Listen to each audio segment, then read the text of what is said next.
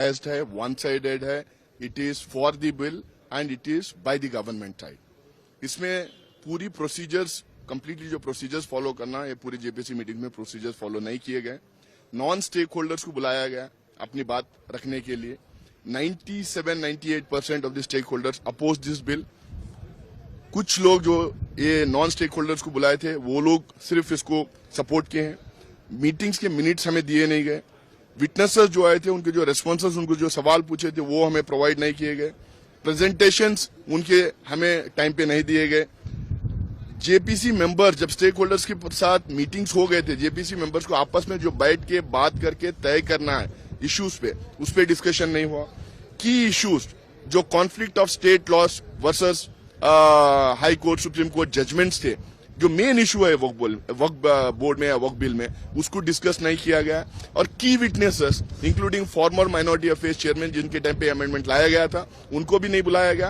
हम लोग बोलते रहे कि कई इंपॉर्टेंट विटनेसेस आना, उनको बुलाया नहीं गए।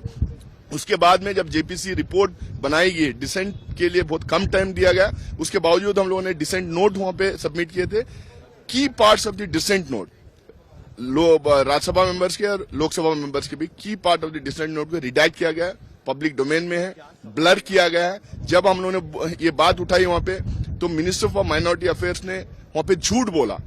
ये बोला कि हम लोग कुछ भी रिडाक्ट नहीं किया है, जबकि पब्लिक डोमेन में है। इसको हमने डिमांड किया है कि वो ऑथेंटिकेट करें कि रिडाक्ट नहीं किया गया। हम लोगों ने ऑलरेडी चेयरमैन को मिलकर जो 4 मेंबर्स थे राज्यसभा में, जो जेपीसी के अपोजिशन मेंबर्स थे, वो हम लोगों ने 4 लोग मिलकर उनको हमारा मेमोरेंडम, हमारा कंप्लेंट हम लोगों ने उनको दिया है, हाउस में भी दर्ज किया है। ये कंप्लीटली बायस्ड रिपोर्ट है।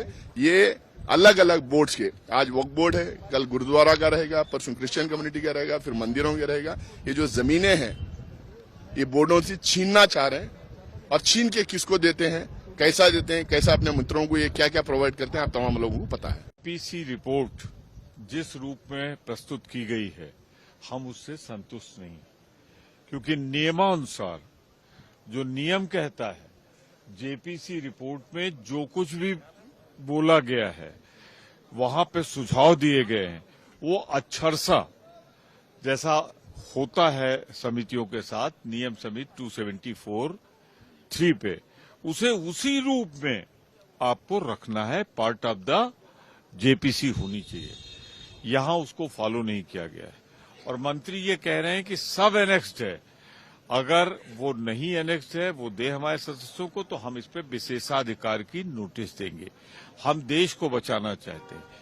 हम जानते हैं अच्छी तरीके से, आज ये आया है वक्फ बोर्ड के लिए, कल आएगा गुरुद्वाराओं पे, परसों आएगा ये मंदिरों पे, चर्चेज पे, ये सारे रूप में आएगा। तो देश की संपत्ति फिर गिरवी रख दी जाएगी अपने मित्रों अडानी, अंबानी सहित तमाम लोगों को। तो आज हमारी पूरे विपक्ष की, इंडिया अलायंस की एक कोशिश है कि हम देश के सारे धर्मों के अधिकारों की रक्षा कर सकें। और इसी तरह से आज प्रस्तुत था कि हम सीमा पर जिस तरह 23,000 हेक्टेयर जमीन 1 किलोमीटर के अंदर कक्ष में दे दी गई है अडानी को, हम आज उस मुद्दे को भी प्रस्तुत किया है हमने 267 में। वो नहीं हुआ, उस पर हमारा संघर्ष जारी रहेगा। ये तो अब देश की सीमाएं भी बेचने लगी है मोदी सरकार अडानी को। ने आज अपनी झूठी और फर्जी राष्ट्रवाद का एक और प्रमाण और उदाहरण दिया।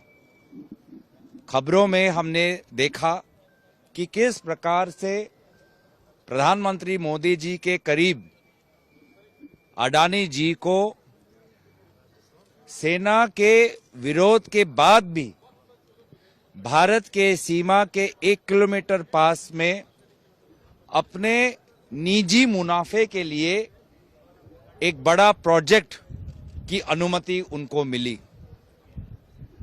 इसके विरोध में कांग्रेस और विभिन्न विरोधी दल के सदस्यों ने विरोध जताया। सरकार के पास कोई जवाब था नहीं, सरकार के पास कोई उत्तर था नहीं। इस विषय को वो दबाना चाहते हैं, इस विषय को वो परे रखना चाहते हैं, और इसीलिए बिना कोई जवाब दिए हुए आज सरकार बस चुप बैठी रही। जो लोग सेना के नाम पर वोट मांगते हैं, आज इन्होंने सेना के विरोध के उपरांत अपने निजी दोस्त को निजी मुनाफे के लिए आज पूरा राष्ट्र सुरक्षा को परे रख दिया है। यही उनकी झूठी और फर्जी राष्ट्रवाद का पर्दाफाश हमने किया है। कांग्रेस पार्टी, चाहे हम सत्ता में रहें या ना रहें, हम राष्ट्र सुरक्षा के साथ खिलवाड़ नहीं होने देंगे। Mr. Gogoi, you are citing the Guardian report on the breach of security at the international border. Will you be trying and substantiate these claims that have been made by the Guardian report? The claims are of extreme serious nature. This has to be countered by the government. The government must issue a clarification and a response. The government that seeks votes on the sacrifice of our Indian soldiers is today mum. They had no response inside the house. They were absolutely mum. And time again, we are